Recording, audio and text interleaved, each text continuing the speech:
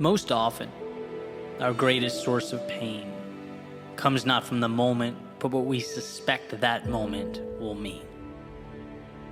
It's not the situation, but in how we perceive the situation.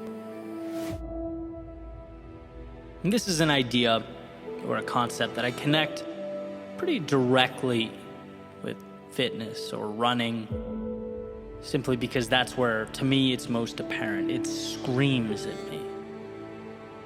So being that I run quite a bit, let's dive into that. Most days when I'm out for a jog or I'm running, it's strictly for endurance, cardio base, chance to get out there and breathe or reset, think. But then there are times when I say to myself, this run's going to be a little different. It's going to be dedicated to seeing what I'm made of, right? I'm going all out, going to push. And what I find as I gradually increase my speed over the course of the 8-mile route is that my brain likes to focus on what's ahead. It becomes fixated on how much is to come, consistently warning me about the distance yet to be traveled and asking whether I have enough left in the tank to get there.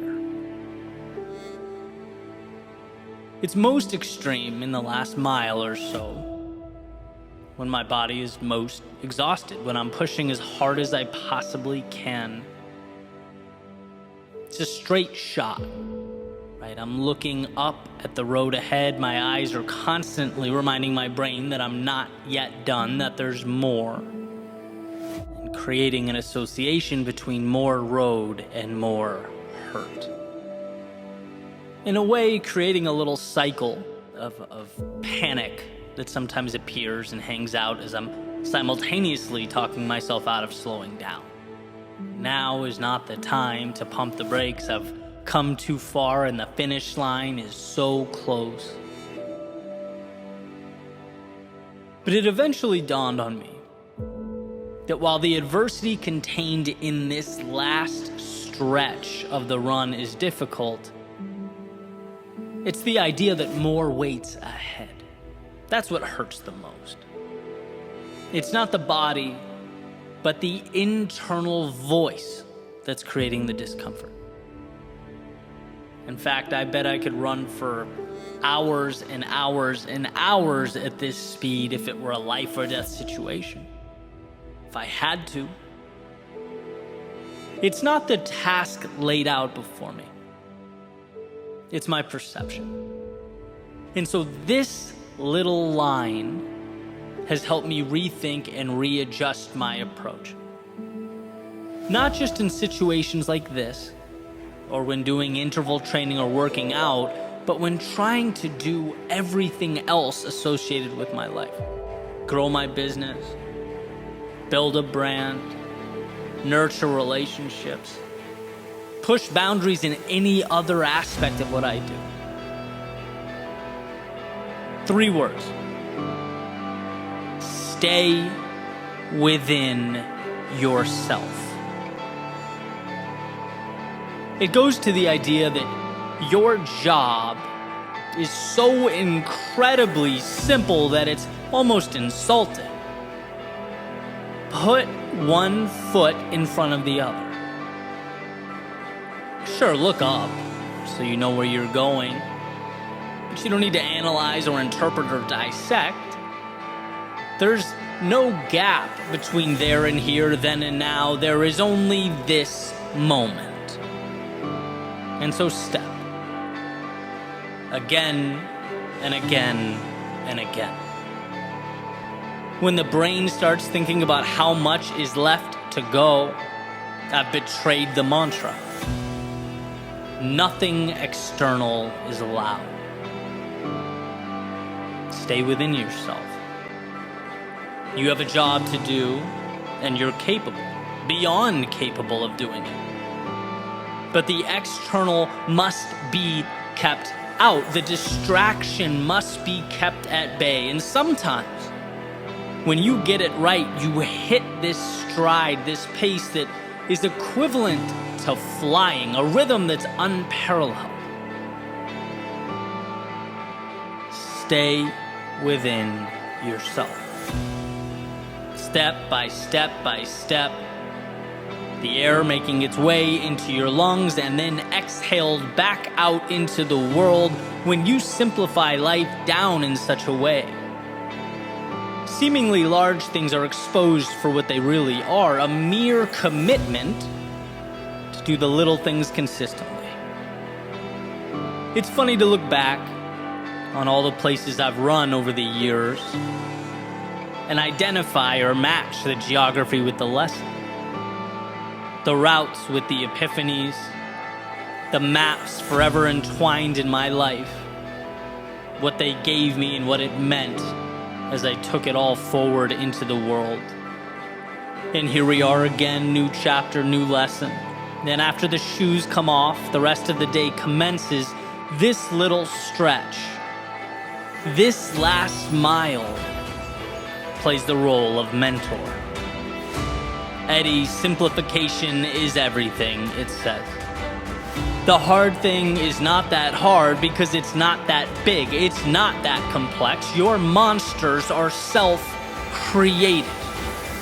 Your hurt isn't a spotlight on the now. It's pointed at the road ahead. It's asking, what if things go wrong? It's asking, how long can this be sustained? It's asking whether I have the strength to endure this.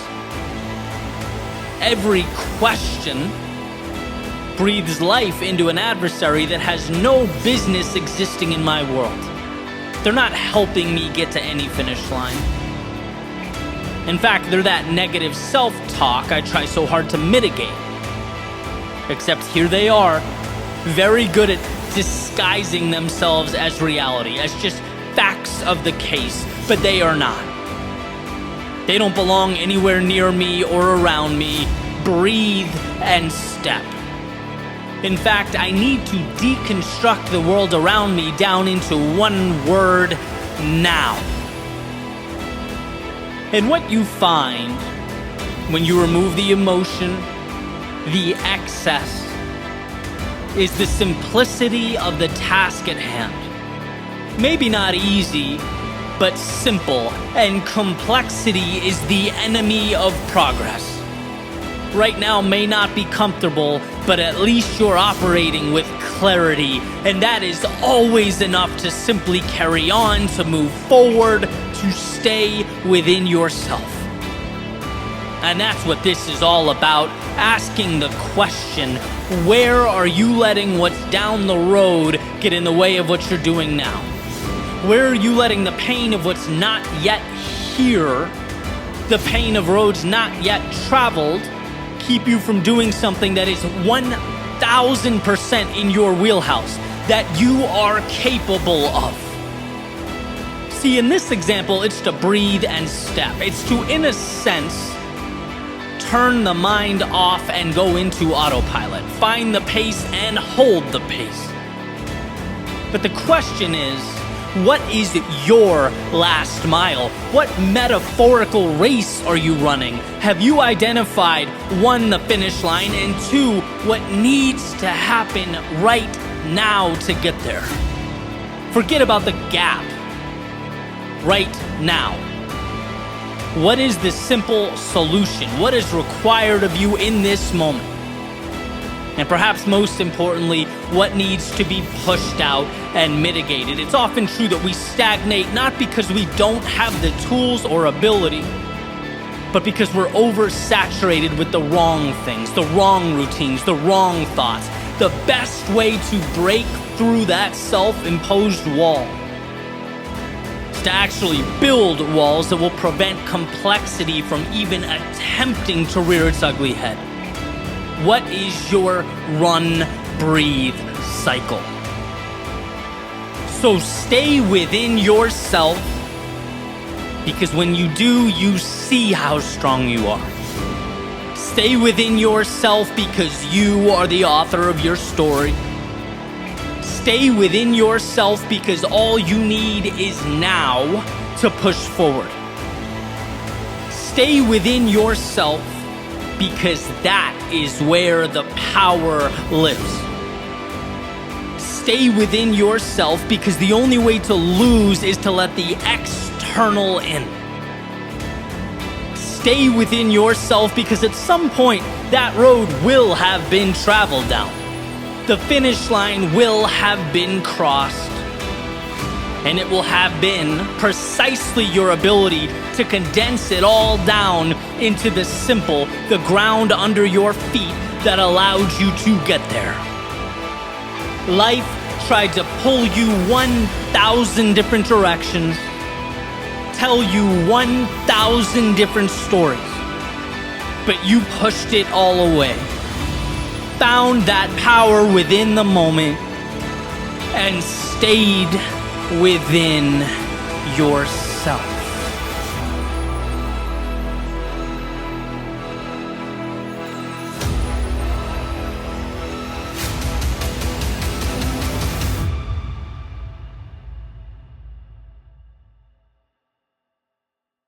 Most of life comes down to trade-offs, right? If you want to get stronger, you give up comfort.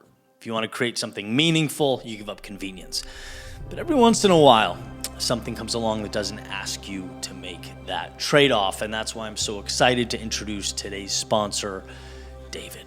Their gold bars have 28 grams of protein, 150 calories, and 0 grams of sugar, making them one of the best protein to calorie ratios of all leading protein bars.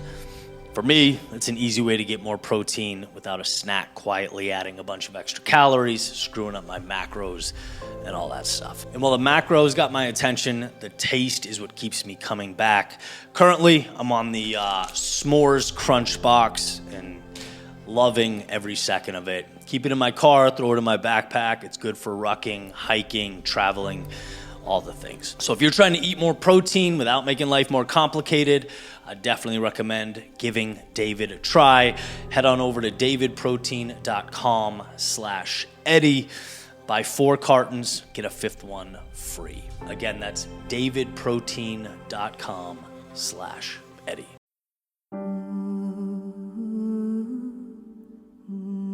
I woke up last night and I remembered my debt to you.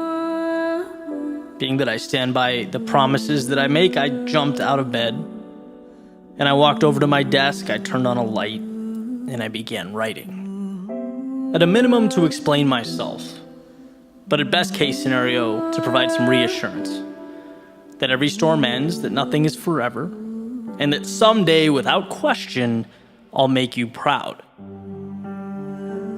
See, things haven't been the easiest lately, and it's funny. Sometimes things seem so intuitive. Sometimes they make so much sense. And then sometimes it feels like you open up a novel right in the middle and it's in a language you can't read. You know, life feels more complex than it really is, and I feel smaller than I really am, but don't be concerned. I've fought my way through worse. I promise you, you'll be satisfied with the result. And yeah, you might have noticed that sometimes I face the obstacle of juggling 2 sets of standards. You know, 2 definitions of success, mine and the world. What I love and what matters to me versus what will increase my status, my standing in society. And honestly, it pulls me in 2 different directions sometimes. Makes me think back to years past and that discomfort I've experienced, you know, standing on an empty foundation, but believing someday something meaningful would stand there. Realizing that when you put your head down and when you block out the noise, you can finally hear the most powerful voice of all, your own. That's why you take L's in the short term to acquire meaning in the long term. I've found that courage before, and I'll find it again any second now. Don't you worry.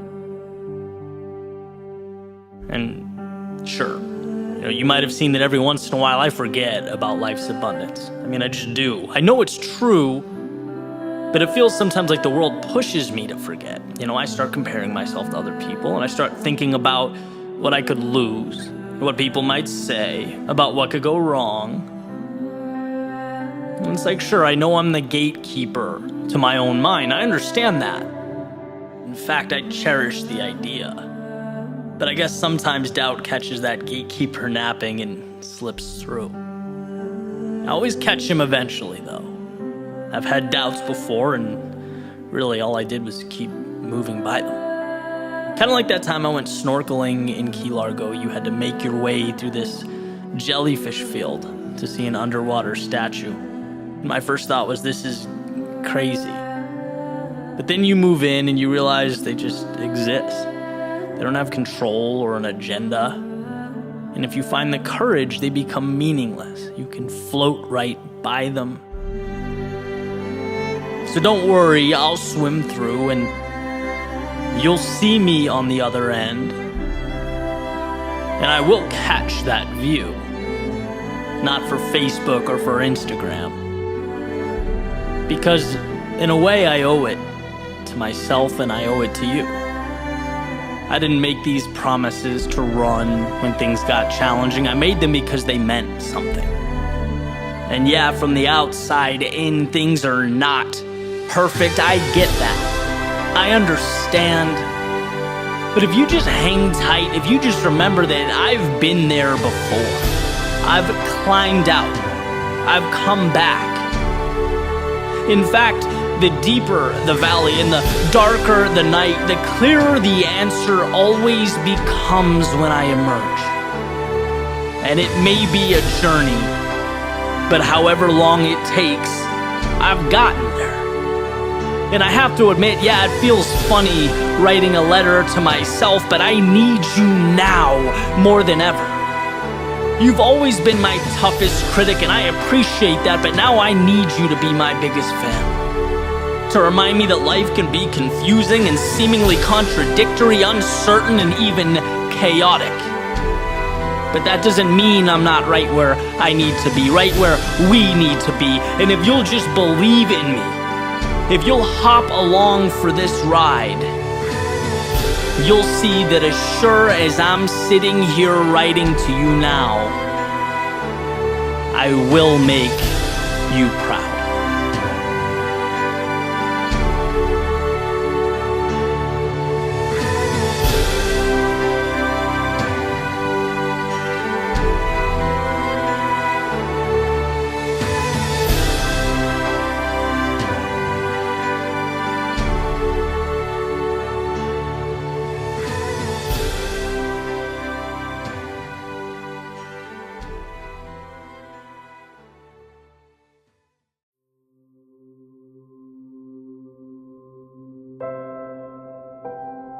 What is the complex but an accumulation of that which is simple?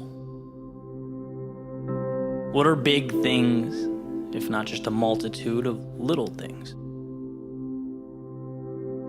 There's comfort in the understanding that all we have in life, all there is simplicity, easy to understand pieces. It's just that sometimes we stack them so high that they start to take a new shape. But like Greg McCune references in his book Essentialism, the power isn't always in acquiring answers. You already have them. They're in front of you. The power is in cutting away the things that don't need to be there. Removing all that stands between you and your ideal existence. And I think that's one of life's great misunderstandings. We don't need to find more. We need to remove that excess until we're face to face with what matters. And to adopt this principle, it's nothing short of liberating. Chaos, confusion, disorder, they don't imply that you lack the right things. They suggest you haven't stripped life of the wrong things. You have not simplified. 1,000 miles is intimidating when you look at it holistically. It's a long journey. But it's just a collection of steps, and well, shouldn't we find solace in the fact that anyone can take one step? It's not a game of complexity. It's a game of understanding what's in front of you. And what's in front of you is always manageable.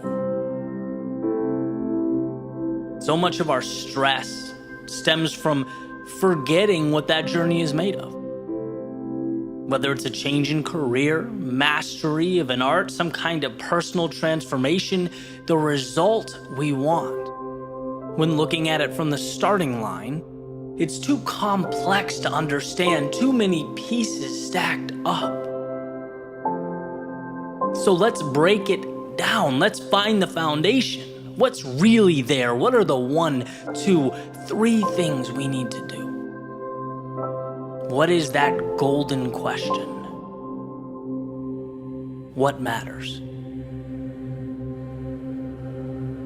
If you lose sight of that, then you will stumble through life. I've learned this. I've lived it.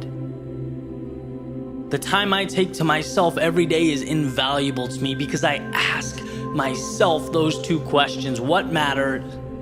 And what are the simple steps I need to take? Right? What can I remove?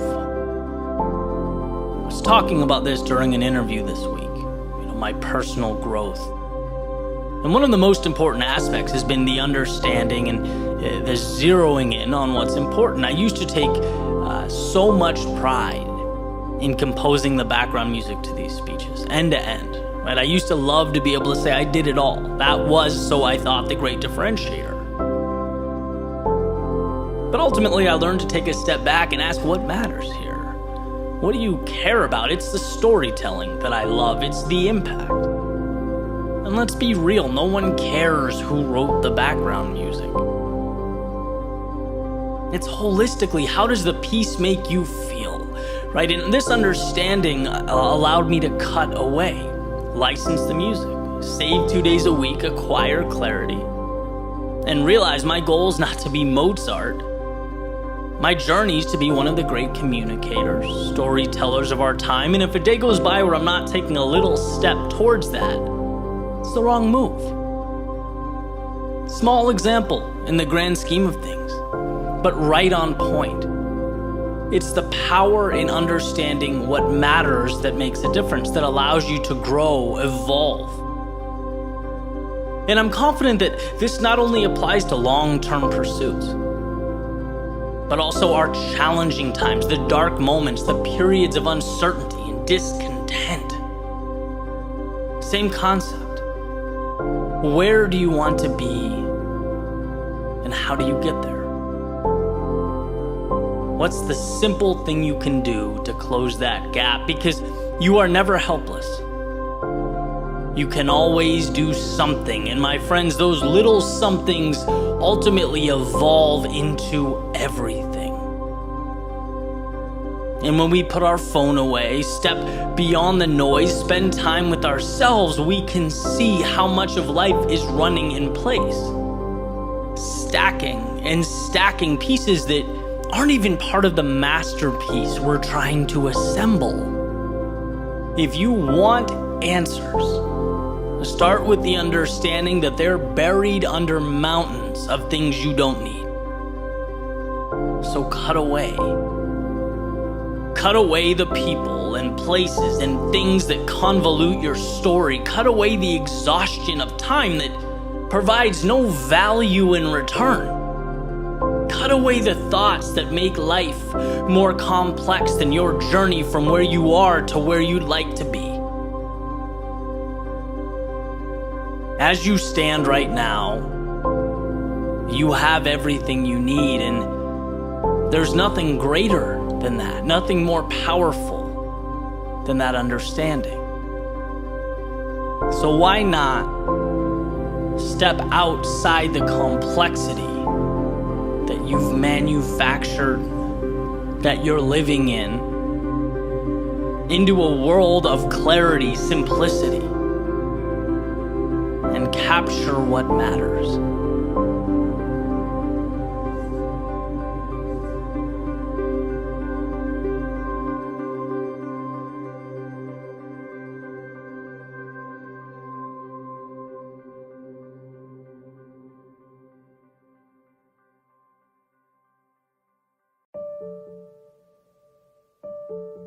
If it means something to you, it's not wrong. I'm talking about different roads, going to different places, different ways at different times, none more or less important than any of the others. It's an amazing thing that a perfect life can mean something so different to each and every one of us. I get asked quite a bit about my decision to do what I do, as far as what prompted the journey, the process of turning a page, beginning a new chapter, and in essence, leaving what didn't serve me to pursue what does. And what I realize is that a lot of these conversations are with people that have an outlook very similar to mine, right? We value a lot of the same things. But there's a distinction between what you see every day and what truly reflects reality, right? Is what's around you the only option? Is it the real deal, or is it a part of the puzzle, right? Like if you look at Twitter, for example, you have 20% of Americans supposedly use Twitter. And of the conversation on Twitter, 80% of it comes from 10% of the users, right? So it's a subset of a subset. But how easy is it to open the app and think that's a reflection of the world and how people think and what's going on? It's not. It's a very small fragment. And the reason I bring it up, the reason it's important, is because we tend to look at what we see around us as the right way or the instruction manual. I've talked a lot about the corporate world like it was essentially a prison for me, right? And in many ways, it was because of the way I think, how I get fulfillment, right? There was a predictability and a straightforwardness that just doesn't mesh with my personality, but that's me, right? And I had the realization the other day when I was on someone's podcast and they asked me, well, how come some people don't get it? How come some people don't understand the entrepreneurial spirit or that sort of adrenaline that comes with the high highs and the low lows? And I spent some time thinking about the answer, and I think it boils down to something simple. It either pulls you that way or it doesn't, right? It's the thought process isn't the right way to live or the wrong way to live. It's one of many ways to live. It depends on what you gravitate towards. I like to reference one of my best friends, Chris, because we couldn't be more different, right? He has a 9-to-5. He loves the structure. He's immersed in it. And because of that, he's moved up the organization very quickly, comes home, spends time watching TV with his beautiful kids, cooks with his wife, sends the group chat shots of the, the smoked pork or whatever the hell he makes. He's in heaven. He loves his world. But then he looks at my world. He sees the unpredictability of my life, my choices, traveling, moving around all the time, the financial oscillation where it's like 1 month is great financially, the next it's underwhelming, it's up and it's down. And he goes, how do you live like that? And I could ask the same of him. Where's the rush? Where's the uncertainty? It's two very distinct ways of looking at the world, and I think that's incredible. But I also think it's easy to miss. Like Twitter, you sort of think what's around you, what you see is the real deal, is the path, is where you should be. And it's why a lot of people are concerned or question themselves. It's like there's this invisible metric, whatever side you fall on, there's a right way or a wrong way, and that's not true. There's your way. If it means something to you, it's right. And that's the standard, period. It's where you need to be, right? Who is anyone else to set those standards? No one knows you. And I think the question is twofold. One, have you taken the time in your busy life to identify what that is? Whatever it may be, have you thought about it? I'll never forget a friend asked me once, what my perfect day looked like. He asked me to describe it in detail. And I looked at him like a deer in headlights. I'm like, I don't know. I've never thought about that, right? He could tell me when he got up from when he went to bed what his perfect day was. He goes, well, how could you ever have one? By accident? Right? So do we take time to think about what matters? And number two, are you willing to drive towards whatever that is? Whether it's entrepreneurship or athletics, being a rock star in the corporate world, being a world-class painter, an amazing dad, some combination of some or none or all of these things, like what are you aiming for? But it's nice sometimes to get that reassurance that your path, regardless of how different or quote-unquote normal it is, if it's right for you, it's right. And that's something that no one can tell you. So much of life is a conversation with yourself. It really is. You have to give yourself permission to live. And I've spoken about it. I've spent a lot of years at that intersection of what I thought was right because others were doing it and what truly made me happy. Waiting for the light to turn green before realizing that that moment doesn't come. You need to be the one to change it. Life is a beautiful experiment, but it is an experiment, which means you need to get to work. It's testing what you love, what you don't, where you want to be, where you have no interest in being, and embracing that, right? Discovering what you love, what's meaningful, and then trusting yourself to get there.